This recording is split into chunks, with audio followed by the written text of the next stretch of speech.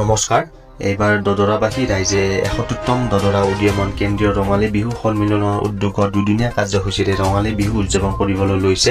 অহা ইংৰাজী ১৩ আৰু ১৪ মে'ত দদৰাবাসী ৰাইজে খুব উলহ মালহে অনুষ্ঠানটি আদৰিবলৈ ইতিমধ্যে প্ৰস্তুতি হাতত লৈছে। প্ৰথম দিনা সাংস্কৃতিক কাৰ্যসূচীত বিহু হুঁচৰি, বিহু কুঁৱৰী প্ৰতিযোগিতা আৰু স্থানীয় শিল্পীৰ সাংস্কৃতিক সন্ধিয়াৰ মুখৰিত হ'ব বুলি বিহু সমিতিৰ তৰফৰ পৰা গম পোৱা গৈছে।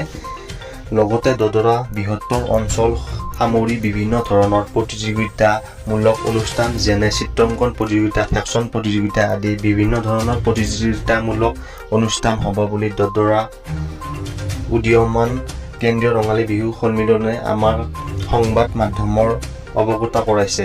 ইংৰাজী ১৪ মে' ৰবিবাৰে সাংস্কৃতিক সন্ধিয়াৰ বিশেষ আকৰ্ষণ স্বৰূপে অসমৰ ইমূৰৰ পৰাই সিমূৰলৈ, ধুবুৰীৰ পৰা শদিয়ালৈ খলকনি সৃষ্টি কৰা শংকুৰাজ কোঁৱৰ আৰু মৈত্ৰী পাটৰৰ গীতৰ শৰাই আৰু লগতে দীপশিখা বৰাৰ গীত মাতেৰে অঞ্চলবাসীৰ মন প্ৰাণ ভৰিব বুলি আশা কৰা হৈছে।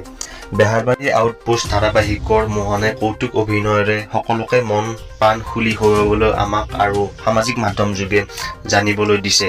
৭১ সংখ্যক বৰষা দদৰা উদীয়মান কেন্দ্ৰীয় ৰঙালী বিহু সন্মিলনৰ সমিতিৰ তৰফৰ পৰা সমূহ অসমবাসী ৰাইজক ৰঙালী বিহুৰ হিয়াভৰা শুভেচ্ছা জ্ঞাপন কৰাৰ লগতে বৃহত্তৰ অঞ্চলবাসী ৰাইজক উক্ত দিনাখন হিলদোল ভাঙি ওলাই আহিবলৈ সকলোকে আহ্বান জনায়। ধন্যবাদ।